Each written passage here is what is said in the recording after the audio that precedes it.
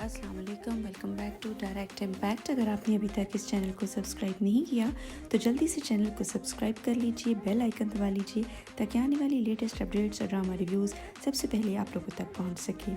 Drama serial निकाह की episode 33 में आज हमने देखा कि अनुषा अपने घर वापस आ रही होती है तो एक हमसाई जो कि काफ़ी अच्छी खातून है, कहीं बाहर गई हुई होती हैं, वापस आती हैं इसके अब्बा का अफसोस करने के लिए। उमामा की शादी का भी उनको नहीं पता होता, उनके पीछे से हो जाती है। खैर बहरहाल अनुषा के साथ अच्छे जज्बात का इजहार करती हैं और कहती हैं कि बेटा अपना ख्याल रखना, और चली जाती हैं।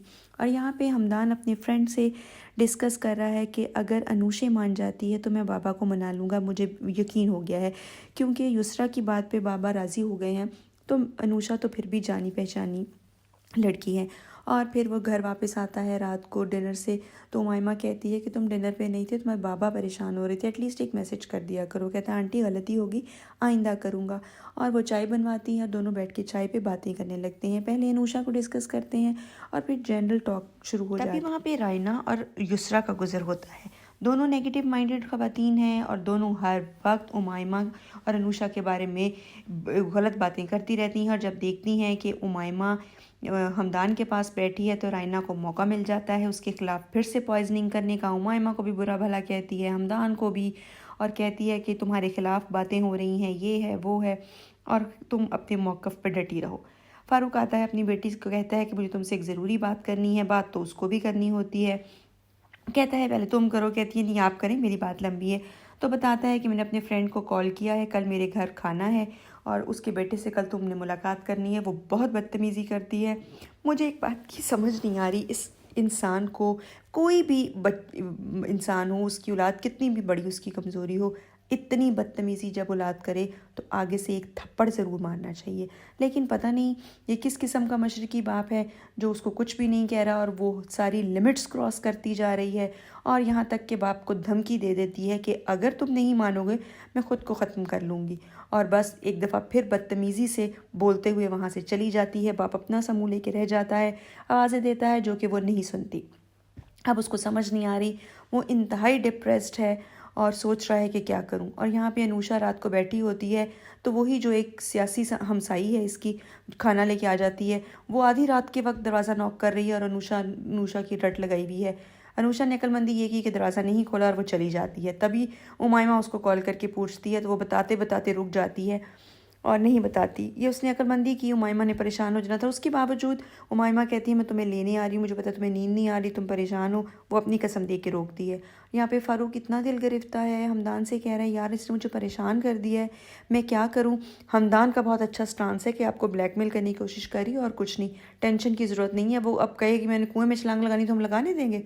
और यहाँ पे खैर से रायना मैडम जो हैं वो उसको कह रही हैं तुमने बहुत अच्छा किया, खुदकुशी की धमकी दी, डटी रहना और कुछ करके दिखाना। अब कोई मसला नहीं है, अगर वो अपने माँ बाप को छोड़ के शादी करा रहा है कल को अमीर भी हो जाएगा। और वो कहती यही तो मैं पापा को समझा रही हूँ, उनको समझ नहीं आ रही। खैर ये औरत जब तक इस बच्ची के साथ रहेगी ये अपनी ज़िंदगी ऐसे ही ज़ाया करती रहेगी। इस औरत को इससे अलग करना पड़ेगा, इसके बाप को, फिर शायद ये सुधर सके। खैर वो उसको मशवरा देती है कि भूख हड़ताल का ऐलान कर दो, 2 दिन में तुम्हारा बाप लाइन पे आ जाएगा, मान जाएगा, मैं तुम्हें सैंडविचेस वगैरह प्रोवाइड करती रहूँगी साइड बाय साइड चोरी चोरी।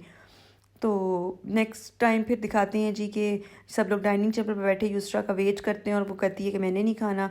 तो वो कहता है मुझे पता है वो ज़िद की बहुत पक्की, अपनी मनवाएगी तो खाएगी। हमदान कहता है ये ब्लैकमेलिंग है।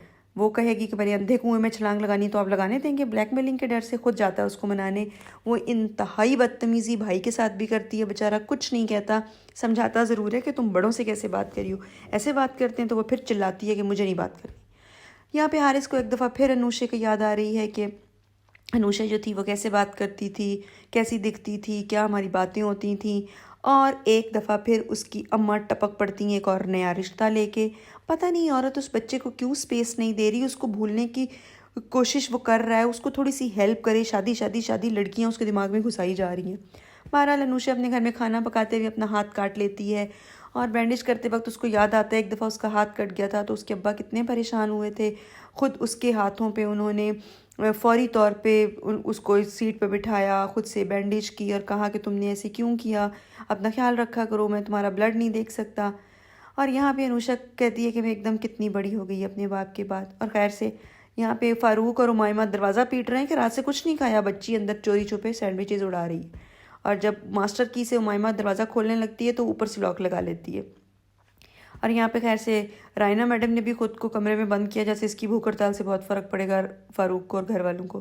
कहती है मैंने भी नहीं दरवाज़ा खोलना और युसरा तुम भी ना खोलना। और यहाँ पे अनुषा की शायद हाथ पे सेप्टिक हो जाती है, उसको टेम्परेचर हो जाता है। उसकी फ्रेंड कहती है कि तुम ऐसे परेशान बैठी हो, जाओ डॉक्टर के पास जाओ, कहीं कोई इन्फेक्शन ना हो जाए, तुम्हें टेम्परेचर भी हो रहा है, मैं तुम्हारे हिस्से का काम कर दूँगी, इतनी लीव्स पड़ी हैं तुम क्यों अवेल नहीं करी, जाओ और जाके रेस्ट करो।